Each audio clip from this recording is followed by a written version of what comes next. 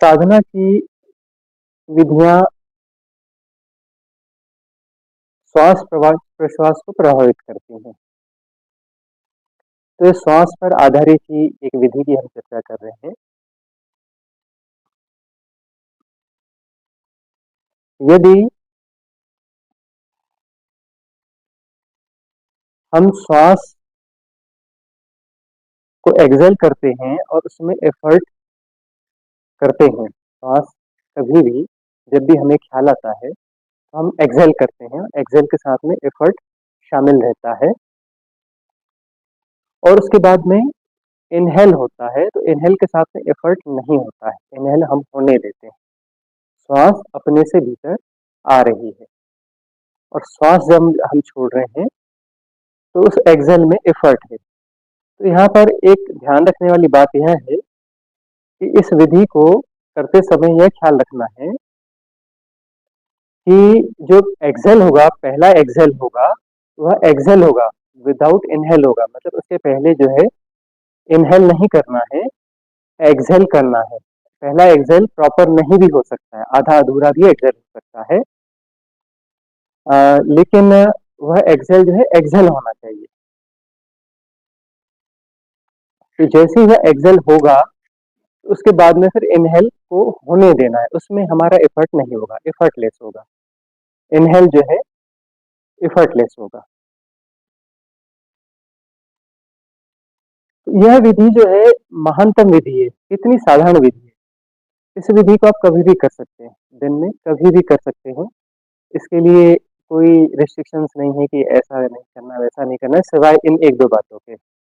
आप काम करते हुए भी कर सकते हैं, जॉब करते हुए भी कर सकते हैं। जहाँ से ख्याल आया, एक प्रॉपर एक्सेल कर दिया। एक्सेल होना चाहिए और पहला एक्सेल प्रॉपर न भी हो, लेकिन एक्सेल हो। जहाँ से शुरुआत हुआ, एक्सेल से शुरुआत हुई। तो एक एक्सेल हो गया और जैसे ही यह एक्सेल होता है, उसके बाद इनहेल जो होगा उसे होने देना है। इससे होता यह है कि जो पैटर्न्स उस समय ऑपरेट हो रहे होते हैं, पैटर्न्स मन जो है, मन में पैटर्न्स ऑपरेट हो रहे होते हैं। तो जो भी पैटर्न्स ऑपरेट हो रहे होते हैं, वो पैटर्न्स जो हैं उस समय डिसॉल्व हो जाते हैं, वो सर्वाइव नहीं कर सकते। और पैटर्न को डिसॉल्व करने की साधना होती है, जो सबकॉन्शियस माइंड में पैटर्न स्टोरेज हैं, उनका उनको डिसॉल्व करने की ही साधना है। और सबकॉन्शियस माइंड में जो पैटर्न्स हैं, वे हमारे जो कॉन्शियस माइंड में आके हमें ऑपरेट कर रहे होते हैं, तो वो पैटर्न उस समय डिसॉल्व हो जाते हैं। जब वो डिसॉल्व हो जाते हैं तो हम सहज अवस्था में आ जाते हैं। तो सहज अवस्था में आना जो है वही ध्यान है। ध्यान यही है कि हम सहज अवस्था में, ध्यान कोई बड़ी बहुत गंभीर चीज नहीं है। सहज अवस्था में होना ध्यान, जिसमें कि जो पैटर्न्स हैं वह हमको ऑपरेट न कर रहे हो। तो जब भी ख्याल आए, एक एक्सेल कर लें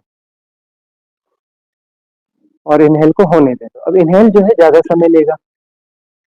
जब श्वास भीतर आएगी तो श्वास जो है वह इनहेल ज्यादा समय लेगा, क्योंकि वो स्वाभाविक रूप से हो रहा है, एफर्टलेस है, उसमें हम कोई एफर्ट नहीं कर रहे हैं। और जब हम एक्सेल कर रहे हैं तब एफर्ट है। तो यह महानतम विधि है और यह विधि कोई करता रहेगा तो यह एक विधि ही मनुष्य को इस भव सागर से पार कर सकती है। ये अकेली विधि काफी है एनलाइटनमेंट के लिए, बुद्धत्व के लिए, सबकॉन्शियस माइंड की क्लीनिंग के लिए। क्योंकि साधना की सारी विधियां जो है सबकॉन्शियस माइंड की क्लीनिंग के लिए। अब पैटर्न्स जो सबकॉन्शियस माइंड में हैं, बहुत सारे पैटर्न्स सबकॉन्शियस माइंड में हैं और वह पूरा स्टोरेज भरा हुआ है। तो जब हम यदि इस विधि को लगातार कर रहे हैं, बाय द वे कोई साधक ऐसा करता है कि मुझे इसे लगातार करना है और इस विधि को लगातार कर रहा है, होगा यह कि उन पैटर्न्स को सपोर्ट होना बंद हो जाएगा। पैटर्न्स हमको ऑपरेट नहीं कर पाएंगे और अवेयरनेस में जिएंगे।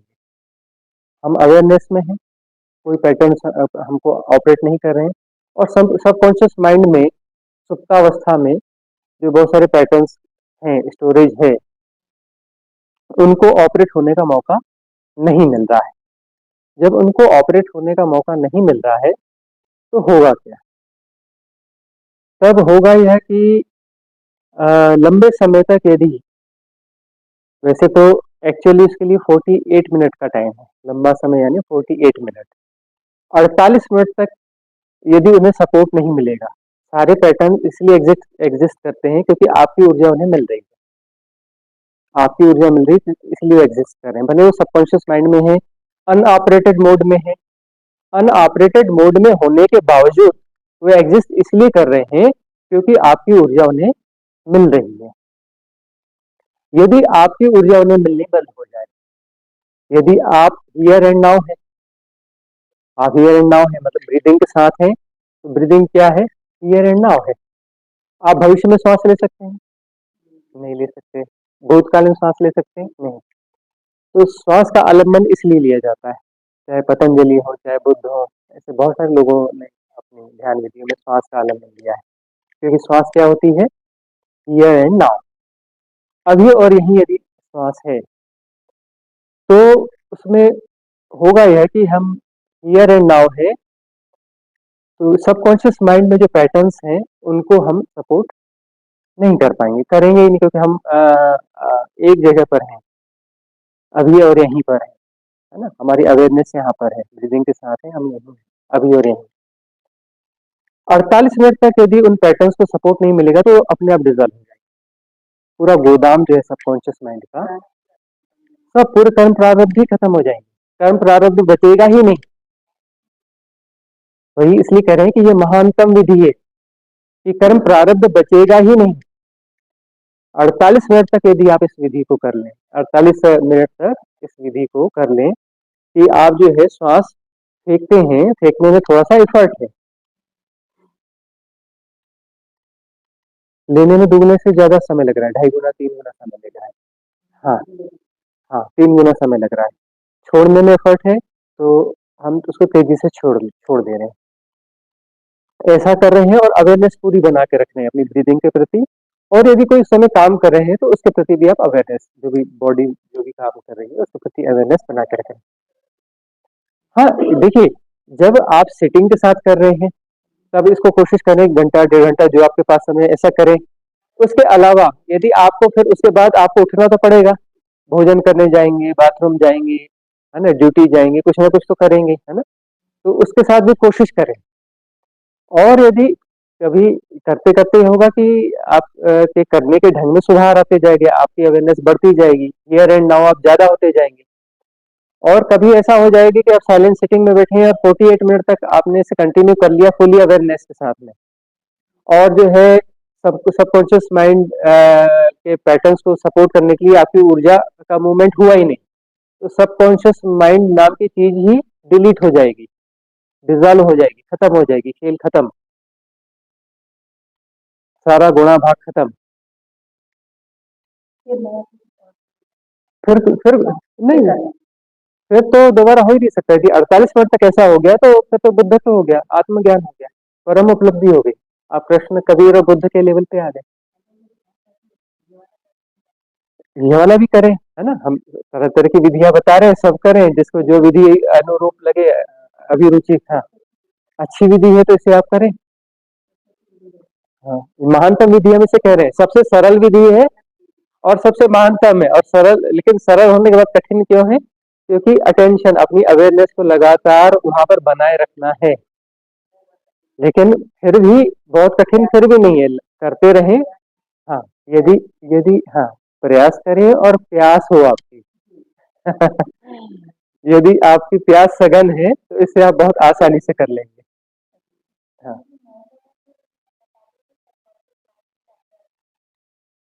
हाँ, नहीं, सब कॉन्शियस माइंड यानी अवचेतन मन जो है वह हमें ऑपरेट करता है भाई। आप देखिए वहां पर जो पैटर्न्स हैं वो पैटर्न्स हैं क्या? वहां पे भय है, काम है, क्रोध है। अब आप कोई एक चीज करते हैं, कुछ करते हैं आप, तो आपको करने का एक ढंग होता है, वही उसी ढंग से आप करते हैं। मतलब साइकोसोमेटिक पैटर्न्स भी होते हैं, शरीर और मन के पैटर्न्स होते हैं।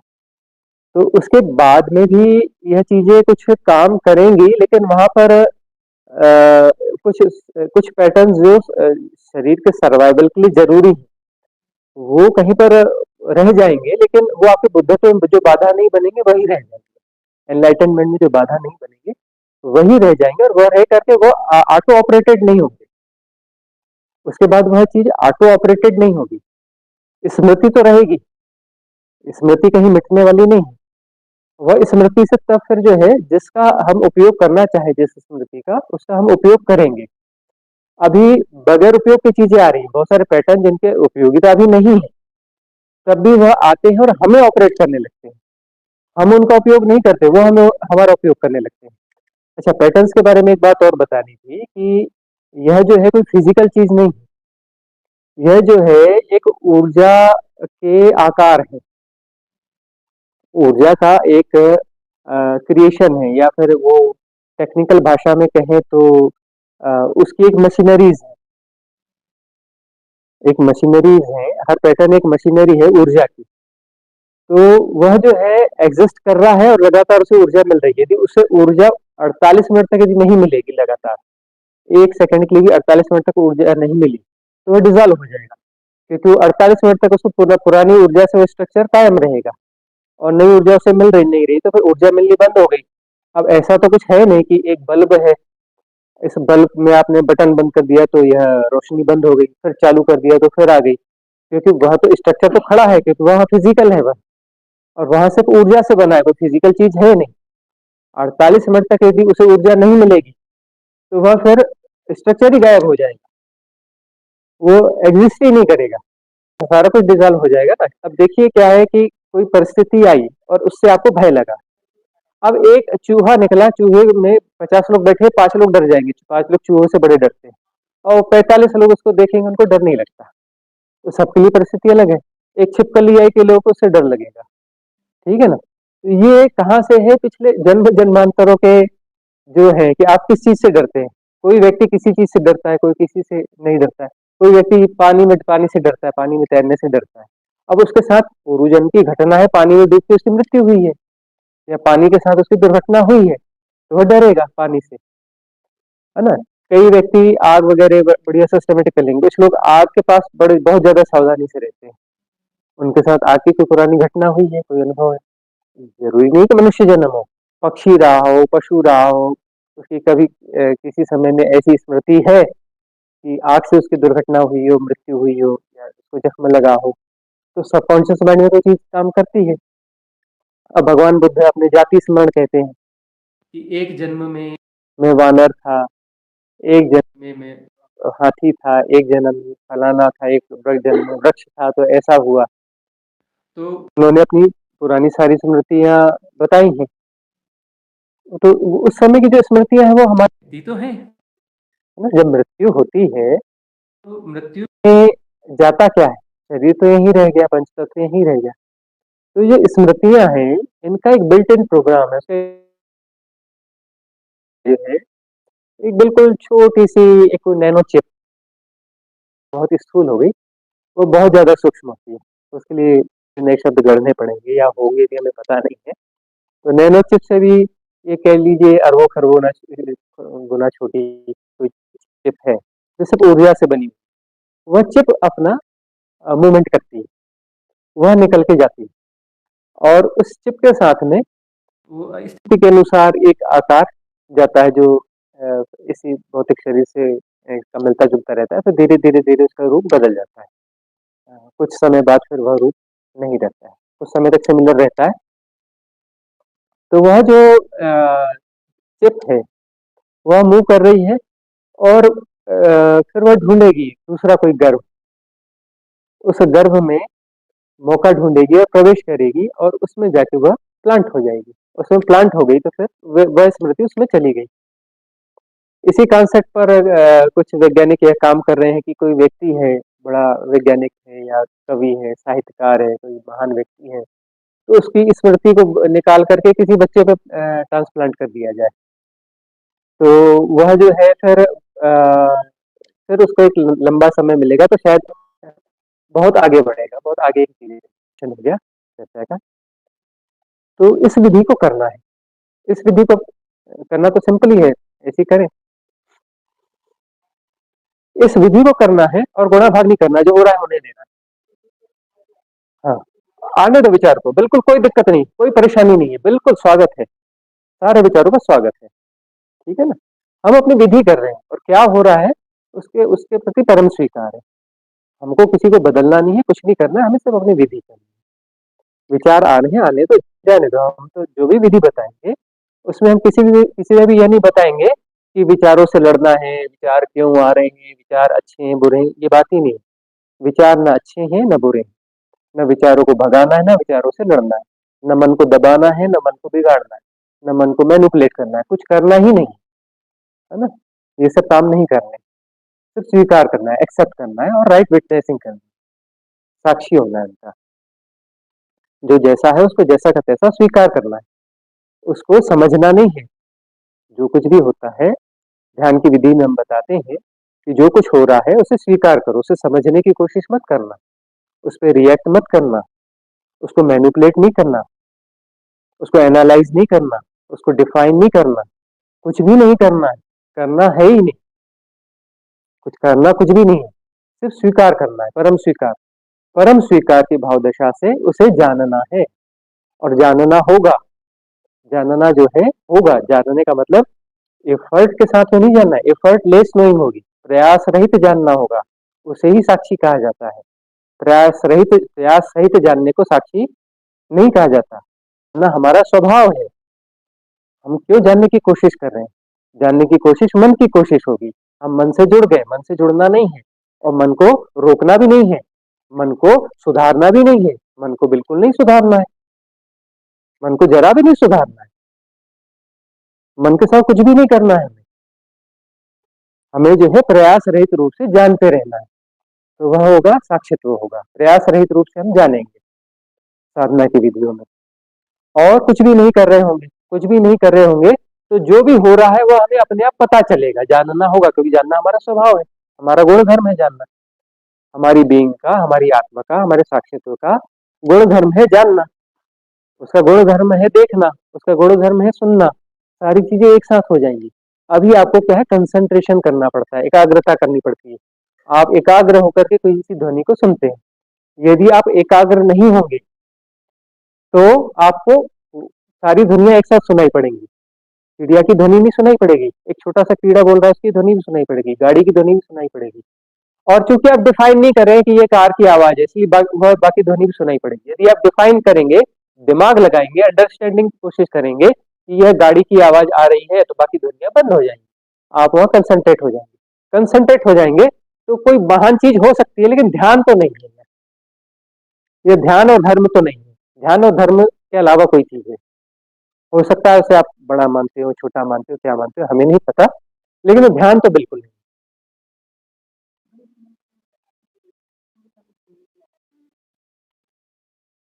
इसमें देखिए कि जो, हाँ, जो भी ऐसी आपको ध्वनियां सुनाई पड़ रही है, इसे सन्नाटे की आवाज कहा जाता है। तो मतलब यह जो अभी अनाहत नाद वाली स्थिति नहीं है, ये अनाहत नाद नहीं, मतलब ये ठीक है। भीतर कुछ शांति की व्यवस्था बनती है तो कुछ ऐसी ध्वनियां सुनाई पड़ती हैं। हाँ, तो बस उसे सुनते रहे, अनुभवों के साथ चिपकना नहीं है, उनको पकड़ना नहीं है, अनुभव को दोहराने की कोशिश नहीं करना है, उनको भगाने की कोशिश नहीं करना है। जो हो रहा है उसे होने देना, परम स्वीकार की भाव दशा में उसे लाना भी नहीं है, उसे जाने के लिए भी नहीं कहना, उसे मोह भी नहीं पालना है। अनुभव आते हैं और जाते हैं, अपने से आते हैं, अपने से जाते हैं। सांस फेंक दिया जब ख्याल आया, और लेना अपने से होगा, लेना सहजता से होगा, परम होगा, उसमें हम बीच में नहीं आएंगे, छेड़छाड़ नहीं करेंगे। तो ध्यान की विधियों के दो पार्ट होते हैं, की जाती है। जो एफर्ट होता है, जो कृत्य होता है, वह विधि है, वह नेगेटिव पार्ट है, ध्यान का नेगेटिव पार्ट है, जिसमें कि हम कुछ करते हैं, यह नेगेटिव पार्ट है। मेथड ऑफ मेडिटेशन नहीं, मेथड फॉर मेडिटेशन, ध्यान के लिए विधि है। तो जहां हम कुछ कर रहे हैं वह नेगेटिव पार्ट है, और जहाँ कुछ हो रहा है, हैपनिंग हो रही है, वो पॉजिटिव पार्ट है ना? तो हमने श्वास की इकाई है क्या है? नेगेटिव पार्ट है। हम बीच में है, मैं बीच में है, मन बीच में है, वो बीच में है, सब बीच में है। विधि में सब बीच में है। इसमें हमने मन का आलम्बन लिया है, बगैर मन के नहीं होगा। मन बुद्धि सब है बीच में, है ना? इसका हम प्रयोग कर रहे हैं और इसमें हम कुछ कर रहे हैं। तो ये किया और उसके बाद में हैपनिंग होने दी। हैपनिंग फिर हमने होने दी, मतलब उसमें हम बीच में नहीं आए। तो जो हैपनिंग हो रही है और वहां हम जागरूक हैं, श्वास से इनहेल हो रही है, अपने से हो रही है, हम जागरूक हुए हैं। तो उस समय भी जागरूक है, छोटे समय भी और लेते समय जागरूकता पूरी तरह से हम बनाए रखें। यदि श्वास के प्रति अवेयरनेस है हमारी, तो वह अवेयरनेस जो है बहुत अच्छी अवेयरनेस होगी, क्वालिटी होगी। क्योंकि श्वास जो हियर एंड नाउ है, अभी और यहीं। तो फिर जो हैपनिंग हो रही है इनहेल की, वह वह ध्यान होगा। और ध्यान की विधि अभी हम करेंगे, उसमें भी हम पहले कुछ करते हैं, विधि बताएंगे कि पहले यह करो, यह करो, यह करो। यह क्या है? निगेटिव पार्ट, है ना? और उसके बाद में सब छोड़ दिया, कुछ नहीं। जो हो रहा है परम स्वीकार, जो जैसा हो रहा है परम स्वीकार, सब जाना जा रहा है, जाना जा रहा है। तो वह पॉजिटिव चीज है ना, पॉजिटिव पार्ट हो गया। और परम उपलब्धि क्या है? परम उपलब्धि यह है कि सब हो रहा है, सब हो रहा है। मैं वे जैसा कुछ नहीं, बस हो रहा है। सृष्टि हो रही है, नदी हो रही है, पहाड़ हो रहा है, अनिता जी हो रही है। अनिता जी है नहीं, अनिता जी हो रही है ना? हो रहा है, सब कुछ क्या हो रहा है नहीं, हो रहा है का मतलब ये अभी है, तो इसका भूत और भविष्य सब आ जाएगा। तो एक कहा जाता है ना कि भूत और भविष्य, जनरली ऐसा कहा जाता है भूत और भविष्य एग्जिस्ट नहीं करता, वर्तमान एग्जिस्ट करता है। अभी वर्तमान कैसे एग्जिस्ट करेगा? जब न भूत एग्जिस्ट करता, न भविष्य एग्जिस्ट करता, तो वर्तमान कैसे करेगा? न भूत, न भविष्य, न वर्तमान, कुछ भी नहीं, सिर्फ हो रहा है। यह महामंत्र है, हो रहा है। हुँ? विचारना नहीं है, यह समझना है। समझ बन जानी चाहिए कि सब हो रहा है कुछ भी नहीं, सब हो रहा है, एक प्रोसेस है। सब एक, हाँ, सब प्रोसेस है। ये सृष्टि, ये जो है सब एक प्रोसेस है। इसे कोई समझ जाएगा तो माया मोह की कोई जगह नहीं बचेगी।